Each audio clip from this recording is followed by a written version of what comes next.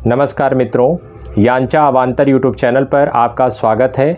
अगर आप हमारे इस चैनल पर नए हैं तो इस चैनल को सब्सक्राइब करें, लाइक करें, शेयर करें और बेल आइकन को दबाएं।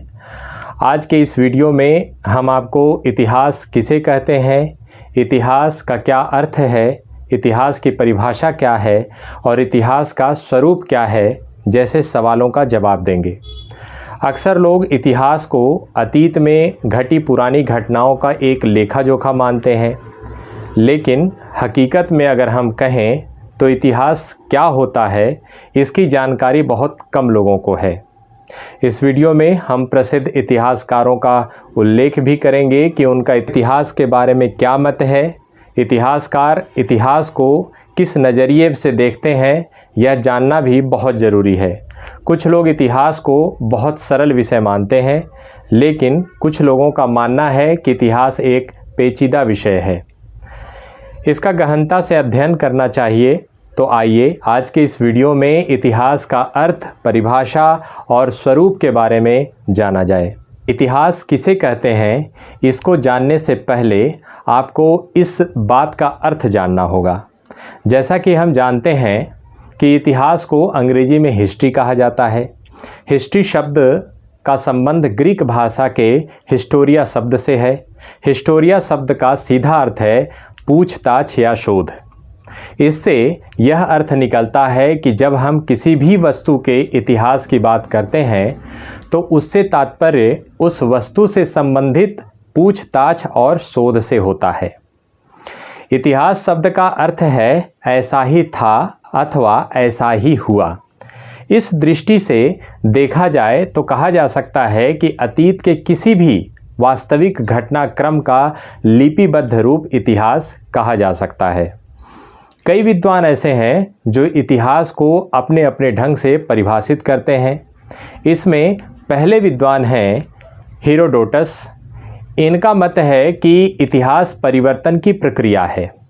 उससे यह सिद्ध होता है कि प्रत्येक सत्ता अपने चरम उत्कर्ष पर पहुंचकर अंत में अपकर्ष की ओर अग्रसर हो जाती है। हेरोडोटस इतिहास का संबंध खोज एवं अनुसंधान से मानते हैं तथा इस संबंध में उसकी 5 विशेषताएं बताते हैं। पहली विशेषता है इतिहास वैज्ञानिक विद्या है, क्योंकि इसकी पद्धति आलोचनात्मक होती है। दूसरी विशेषता है इतिहास मानव जाति से संबंधित होने के कारण यह मानवीय विद्या है। तीसरी विशेषता है इतिहास तर्क संगत विद्या है, क्योंकि इसमें तथ्य एवं निष्कर्ष प्रमाण पर आधारित होते हैं। चौथी विशेषता है इतिहास अतीत के आलोक में भविष्य पर प्रकाश डालता है, अतः शिक्षाप्रद विद्या है। पांचवी और आखिरी विशेषता है कि इतिहास का लक्ष्य प्राकृतिक या भौतिक लक्ष्य की प्रक्रिया का परिवर्तन करना है। महाभारत में भी इतिहास को परिभाषित किया गया है। उसमें कहा गया है कि धर्मार्थ काम मोक्षाणामुपदेश समन्वितम पूर्ववृत्तम कथायुक्त मिनतिहासम प्रचक्षते। अर्थात इतिहास अतीत का एक ऐसा वृत्त होता है जिसके माध्यम से धर्म, अर्थ, काम एवं मोक्ष का उपदेश दिया जा सकता है। एक अन्य विद्वान हुए हेनरी जॉनसन के अनुसार इतिहास क्या है? अतीत की प्रत्येक घटना इतिहास की कोटि में आती है। उनके अनुसार इतिहास विस्तृत रूप में वह प्रत्येक घटना है जो कभी घटित हुई है। इतिहास के विषय में सर चार्ल्स फर्थ कहते हैं कि इतिहास मनुष्य के समाज में जीवन का, समाज में हुए परिवर्तनों का, समाज के कार्यों को निश्चित करने वाले विचारों का तथा उन भौतिक दशाओं का जिन्होंने उसकी प्रगति में सहायता की का लेखा जोखा है। कांट इतिहास के बारे में कहते हैं कि प्रत्यक्ष जगत में वस्तुओं का विकास उसके प्राकृतिक इतिहास के समकक्ष रहता है। बाह्य प्रगति उन आंतरिक शक्तियों की कलेवर मात्र होती है जो एक निश्चित नियम के अनुसार मानव जगत में कार्यशील रहती है। रैप्सन के अनुसार इतिहास क्या है? घटनाओं अथवा विचारों का अति से संबद्ध विवरण ही इतिहास है। R.G. कलिंगवुड कहते हैं कि इतिहास समाजों में रहने वाले मनुष्यों के कार्यों एवं उपलब्धियों की कहानी है। प्रसिद्ध इतिहासकार E.H. कार के अनुसार वास्तव में इतिहासकार एवं तथ्यों के बीच अंतरक्रिया की अविच्छिन्न प्रक्रिया तथा वर्तमान और अतीत के बीच अनवरत परिसंवाद है। इतिहासकार इतिहास को तटस्थ क्रिया न मानकर इतिहासकार एवं तथ्यों के मध्य व्याप्त जीवंत प्रक्रिया के रूप में देखते हैं। E.H. कार कहते हैं कि यह कहना कि तथ्य स्वयं नहीं बोलते अपितु सुविज्ञ इतिहासकार उनसे अभीष्ट बुलाता है, सही है।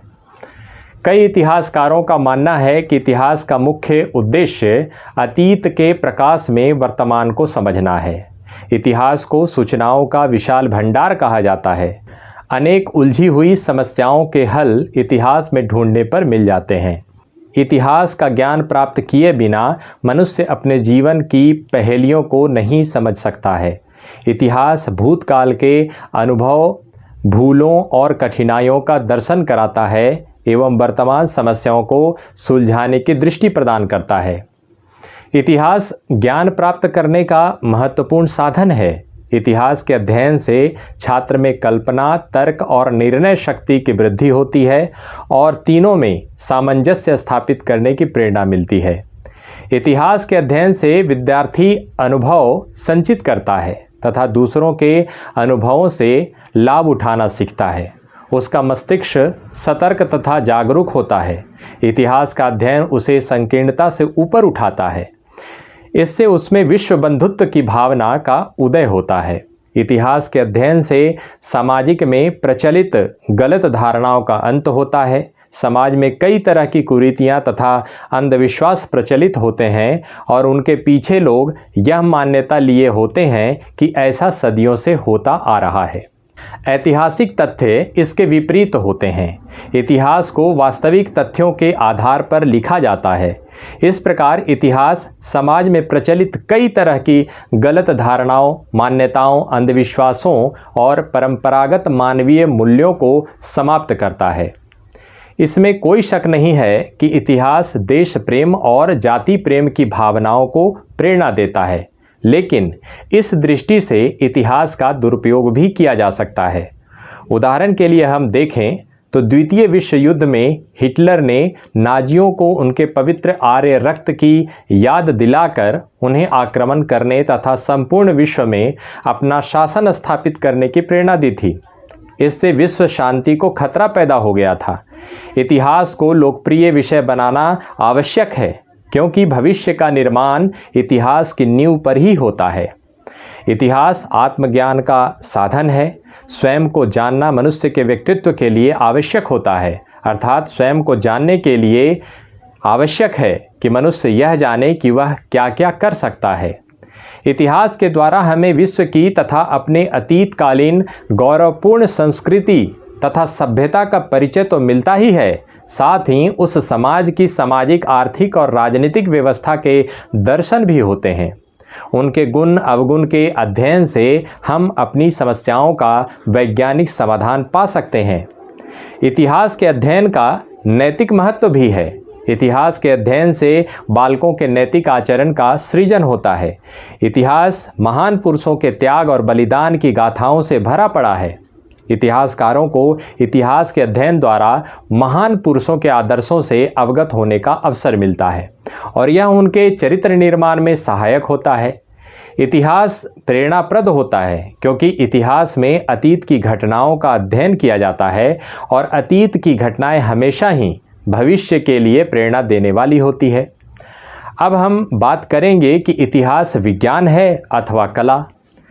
किसी भी अन्य अनुशासन की तरह ही इतिहास के अध्ययन की भी अपनी कुछ समस्याएं हैं। इन्हीं समस्याओं से जूझते हुए विभिन्न विद्वानों ने इतिहास एवं उसके दर्शन की व्याख्या की है। सर्वप्रथम यह सुनिश्चित करने का प्रयास किया गया है कि अपनी आंतरिक प्रगति के आधार पर इतिहास को विज्ञान माना जाए अथवा कला।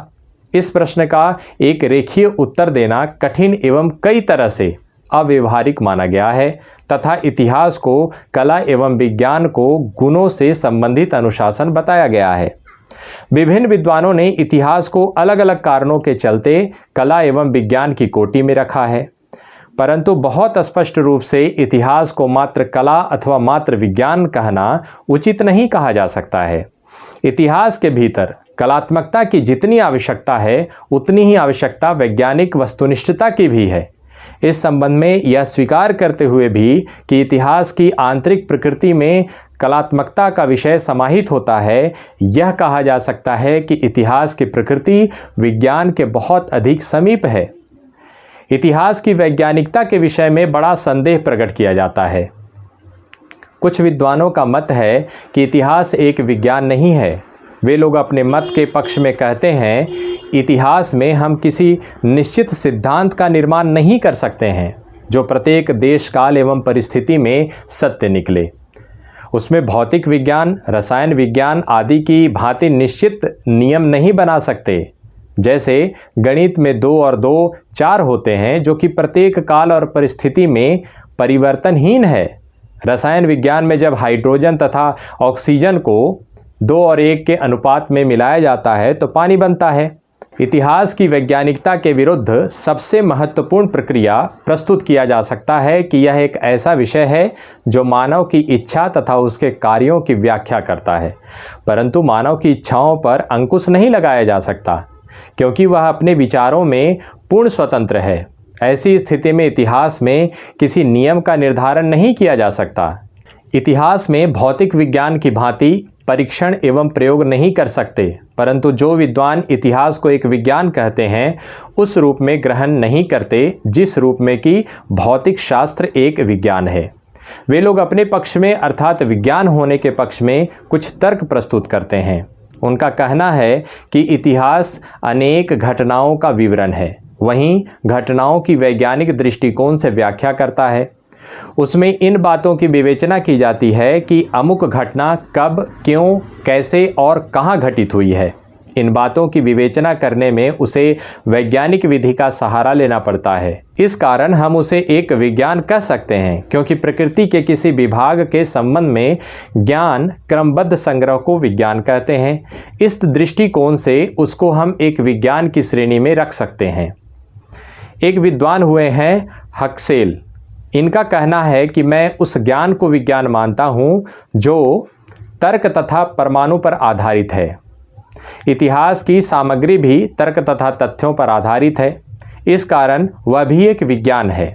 एक अन्य विद्वान हुए हर्बर्ट स्पेंसर, जो कि वैज्ञानिक प्रवृत्ति के जन्मदाता थे, जो विज्ञान को अपने ढंग से वर्गीकरण करते हैं। उनका वर्गीकरण है, पहला सूक्ष्म विज्ञान, दूसरा सूक्ष्म स्थूल विज्ञान और तीसरा सूक्ष्म विज्ञान। अब सूक्ष्म विज्ञान क्या है? इसके अंतर्गत इन्होंने तर्कशास्त्र तथा गणित को रखा है। सूक्ष्म स्थूल विज्ञान के अंतर्गत भौतिक तथा रसायन शास्त्र को स्थान प्रदान किया गया। स्थूल विज्ञान, इसमें जीव विज्ञान, नक्षत्र विज्ञान, मनोविज्ञान तथा समाजशास्त्र को माना। इन्होंने इतिहास को समाजशास्त्र के अंतर्गत रखा। इतिहासकार इतिहास के निर्माण के लिए सर्वप्रथम तथ्यों का संकलन करता है।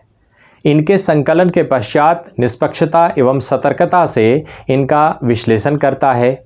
वह देखता है कि यह तथ्य सत्य असत्य हैं।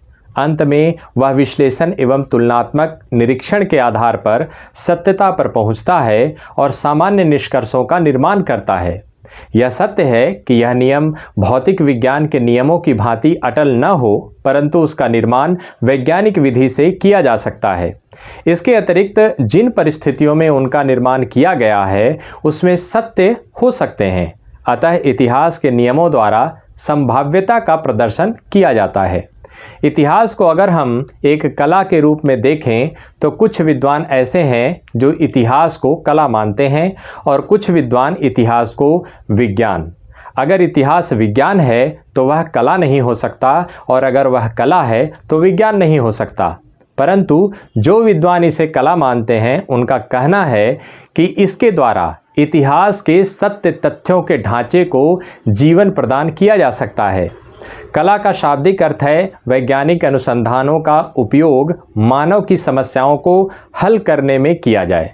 इसी कारण इतिहास का महत्व है, इसलिए उसको एक कला माना जाता है। वास्तविकता यह है कि इतिहास विज्ञान तथा कला दोनों ही है। जब यह सत्य की खोज करता है तब वह एक विज्ञान है, और जब उन सत्य तथ्यों के प्रतिपादन एवं वर्णन करता है तब वह एक कला है।